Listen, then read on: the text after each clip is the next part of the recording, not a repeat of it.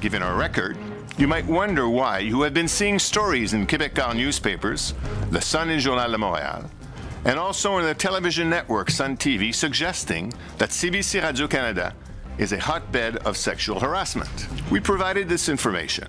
There's a copy right here in front of me.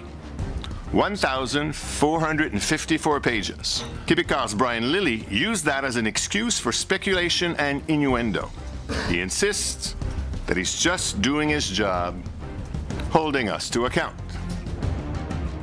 Well, somebody's got to do it. I mean, at the BBC, they covered up their sexual harassment cases for decades. Turned out there were hundreds of cases of molestation by Jimmy Savile. Well, joining us now from Ottawa, the man who's trying to hold the CBC to account, our friend, Brian Lilley. Hey, Brian, welcome back to the show. Oh, good to be here, Ezra. Always good to have my name mentioned with such disdain by a man who runs an organization that says they're there to hold the government to account. They don't like it when the tables are turned, do they? Yeah. No, and in fact, I think it was quite flattering that he just, I mean, he had a lot to say about you. He even mentioned me, and we'll talk about that in tomorrow's show. But today I want to talk about your investigations. You have tried to get to the bottom of the hundreds and hundreds and hundreds of pages of sexual harassment and other inappropriate conduct. Tell me what you found in those documents. Very little. I mean, we'll scroll it by on the screen here, but this is mostly, sorry, didn't get back to you. And that's what CBC claims is all that's in it. Yet there's page after page either removed, page 601 to 605, withheld pursuant to section 19.1. Other portions are just completely white pages. And this is what this was their response. They say, well, Brian Lilley didn't even ask us questions. No, I did ask a question. I asked in the most formal way possible. Send us the information on this. And they withdrew everything, more than any other government department would. Other government departments have released information to us which would tell us things like there was one incident where two guys were working side by each, and one had assaulted the other guy's wife. We were able to find that out from another government department through access to information.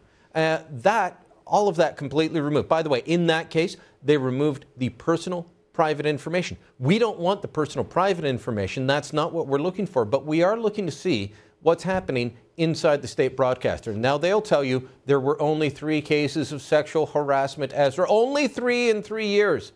Well, we asked about inappropriate conduct, and that's what we wrote about when it first happened.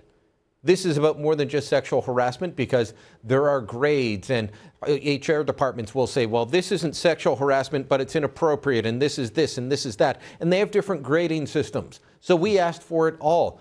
Take a look at what one of the things that they didn't black out had to say. This is from a CBC HR manager to another employee. Too many cases, and I'm getting them mixed up in my mind. That to me is the smoking gun, Brian, because Hubert Lacroix, the CBC boss, told Parliament today, there's only 3 cases. If only Brian Lilley would have asked, really? Well, if an HR manager says there's too many and she's getting them all mixed up, that just does not square. Now, now, not all of them are going to be sexual harassment, though. Maybe it's inappropriate comments. Maybe it's bullying. It's all kinds of issues that could be going on. And by the way, these 1,400 pages, as I've said before, these are just 2 offices, Toronto and Ottawa. The CBC has the highest workplace absenteeism rate, period, in the country. More than 16 days on average per employee. The number 1 reason, mental illness or mental health days. Not mental illness, but mental health days. People feeling stressed. Why are they feeling so stressed? Because it is a toxic workplace. They are higher by about a third over what the public service is, and they are double what the private sector is in terms of workplace absenteeism. You know, it's fascinating the degree to which the CBC covers up its own tracks. The CBC, when they're in reporter mode, going after the government, they demand quick access to information requests. They demand all sorts of details. They even demand confidential secrets about our military and security and intelligence information in Afghanistan. But here they won't even tell. And I agree with you, Brian. If someone has not been convicted of a sexual offense, their name should not necessarily be floated in public if they haven't been charged by the police. But that doesn't mean we can't find out what the nature of the accusation was, even if the identity of the person. Exactly. I think that the CBC has a double standard, and it's obvious why. Because they could not withstand the public scrutiny for how the $1 billion a year they get is spent. They would not put up with this level, and neither would the rest of the media, but CBC would not put up with this level of redaction in a government file. So let's say that Public Works, the largest government department, had to put out a similar document. They were asked for the exact same thing, and they sent out blank pages. CBC would do a story on it and denounce the government for hiding things. All the other media outlets would then pick up on that story and run with it about the government is hiding. They won't tell the public what's going on. Instead, that doesn't happen with CBC. We're the lone wolf calling them out on this. And then when they go before the committee and say, well, it's all Brian Lilley's fault, well, then their sycophants and bootlickers elsewhere pick up that and run that without talking to us. So they denounce us for saying, well, you didn't ask Lacroix enough questions. Okay, there's the answer. But they don't call and ask for comment here. They just reprint. In one case, Brian, this is they just reprint what Lacroix, what Hubie had to say. Yeah. Brian, this isn't just about a quarrel between two different companies in the same industry.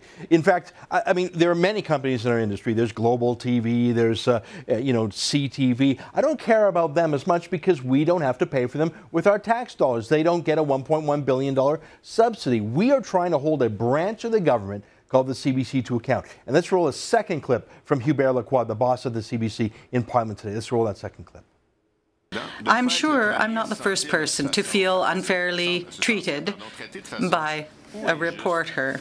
I don't expect the Sun's agenda to change, but I believe it is important to call them out when they are deliberately misleading Canadians, when they're taking a serious issue like sexual harassment and turning it into a weapon for their own interests. What a grotesque man. He says that you were deliberately misleading Canadians about sexual harassment at the CBC. He's imputing motives to you. In the meantime, he's keeping 1,400 pages of sexual harassment facts at his own firm. And his own people are emailing me, Ezra, to say, you are onto something. This is the tip of the iceberg. Brian, don't give up. And I'll talk tomorrow about why my name and David Suzuki's found their way into this committee hearing. You won't believe that. That'll be my monologue tomorrow. Brian, thanks for being here. Thank you.